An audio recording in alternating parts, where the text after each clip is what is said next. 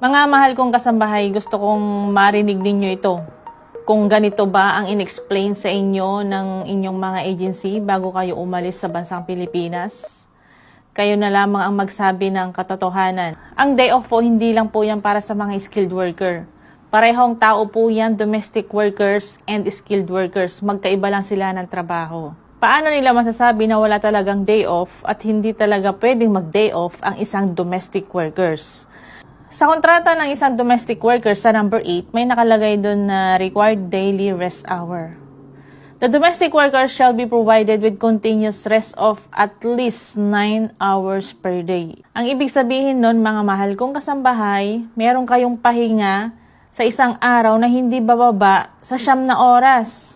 Pero ang pahinga nyo minsan, 4, 3, ang tulog nyo 3, minsan 2, minsan as in, wala pa talaga kasi nag-iisip kayo, problema, homesick. Pero kailangan nyo din tulungan yung sarili nyo. Huwag kayong mag-isip, lalo na mag-isa lang kayo sa abroad, wala kayong kadamay, wala kayong kakampi. Yung mga nakakausap nyo sa phone, hindi talaga yan matatawag na i-comfort talaga kayo. Nakakausap nyo lang sila sa social media. Tulungan din natin yung sarili natin, lalo na sa mga baguhan. Naku po, ang dami pong nag-refuse to work ngayon. Hindi po natin alam kung anong klaseng orientation po ang sinabi ng inyong mga agency. Sa number 9 na nakalagay sa inyong mga kontrata, rest day. Heto na yung day off nyo. The domestic worker shall be given a 1-day weekly rest. Ibig sabihin po, meron talaga kayong day off. Bakit pagdating nyo sa ibang bansa, sinasabi ng employer nyo na pagdating doon is iba na ang batas. Iba na yung batas para sa mga domestic workers. Yun dapat ang ipaliwanag sa inyo ng inyong mga agency na yung kontrata nyo sa Pilipinas ay hindi talaga masusunod at pagdating nyo sa abroad ay may iba ng patakaran para hindi kayo mag-refuse to work at para hindi kayo magtaka. Ito naman ang sabi ng agency. Pakinggan po natin, guys. Unfortunately, kahit ang polo at pumunta ka ng embahada, they are not requesting regarding for your day off kasi DH ka. Pangalawa, alam ng taga-polo o embahada na hindi naman acquired yung gusto mong hilingin. No. Nasa kontrata yan, pero sinasabi namin dun sa OWA pa lang sa Pilipinas, hindi yan applicable sa mga DH dito sa Saudi. Okay? Hindi yan applicable. Naintindihan mo, nandyan sa kontrata pero hindi siya applicable. Kahit pumunta ka ng polo, sasabihin sa'yo at hindi pumayag ang amo mo, walang magagawang polo kasi alam na alam ng mga taga-OWA o Philippine Embahada na hindi talaga nakukuha yung day off na yan. Lalo na DH ka, hindi ka. Buti sana kung ang ikama mo is skilled. You are a DH. Okay? Ibig sabihin, hindi kayo pwedeng mag-day off, mga domestic workers.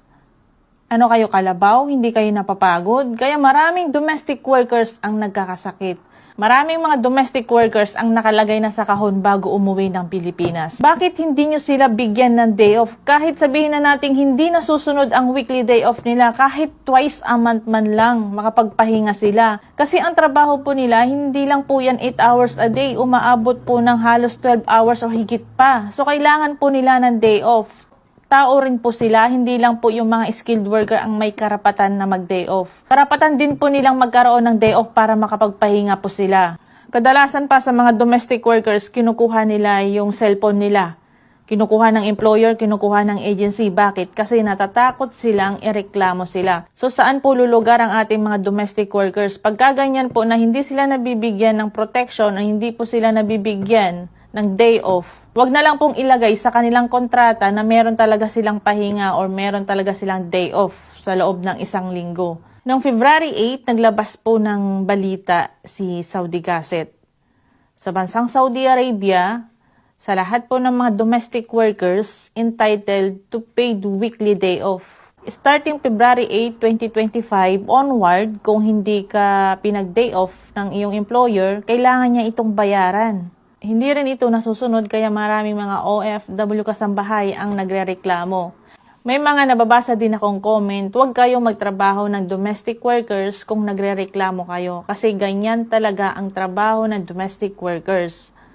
kung na-orient po sila ng maayos or sinabihan sila ng agency nila na gano'n ang sistema, kadalasan ngayon, ang ibang agency, meron silang agent. Pag nag-hire sila ng trabahong domestic workers, kikita si agent, kikita yung agency. Magbabayad si employer ng malaki. Pag nakaalis itong domestic workers, si domestic workers ang magpapakahirap. Si domestic workers ang papahirapan. Kung halimbawa hindi kaya ni domestic workers ang trabaho, nag-refuse to work, ang sabi ni employer at saka ni agency, bayaran mo lahat ng mga ginastos namin sa'yo, makakauwi ka. Sa tingin niyo po, bilang isang OFW, pag nag-apply tayo ng trabaho sa ibang bansa, binabasa natin yung nakalagay sa kontrata natin. Ngayon, pag hindi yun nasunod, hindi yun sinunod ng employer, may karapatan tayong magreklamo. Pagdating po kasi dyan sa Middle East, gano'n na po ang sistema.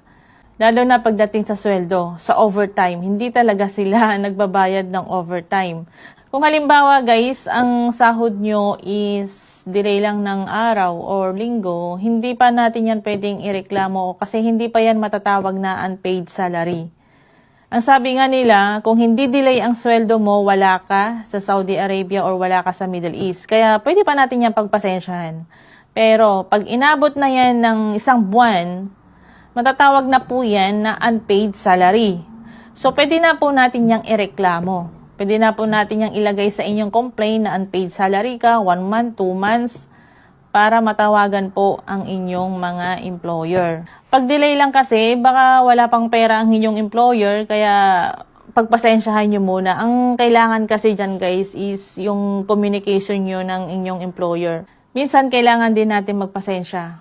Kailangan din natin makisama. Huwag po natin silang hanapan lagi ng pagkakamali. Huwag po natin silang lagi bantayan sa mga labag na nakasaad sa inyong mga kontrata. Basta gawin nyo po yung trabaho nyo, makikita naman ng inyong employer na nagtatrabaho kayo na maayos.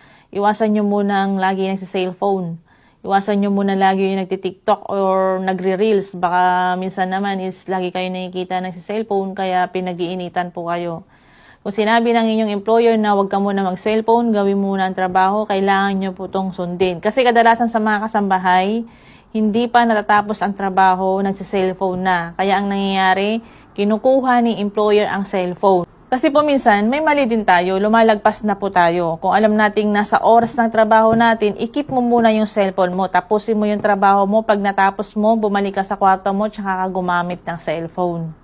So yun po mga mahal kong kasambahay, gusto ko lamang pong iparinig sa inyo, ito po ay galing mismo sa agency, isang staff dyan po sa Saudi Arabia. Sinasabi niya na hindi daw po kayo pwedeng mag-day off kahit magreklamo kayo sa polo, kahit magreklamo kayo sa OWA. So kahit anong reklamo pala natin, kahit anong report po natin, wala palang nangyayari, yung pala ay wala po talaga kayong day off. Nakakalungkot man isipin. Paanong nangyaring ganun? May mga kontrata po kayong pinirmahan. Naglabas pa ng advisory or balita si Saudi Gazette, Gulf News, na ang Saudi Arabia, pag hindi nag-day off si domestic workers, kailangan bayaran si kasambahay. So nagpapakita lang po talaga na hindi talaga nasusunod ang kontrata. Sa mga aplikante na papuntang Saudi Arabia o bansang Middle East, alam nyo na ha, hindi talaga nasusunod yung nasa kontrata nyo.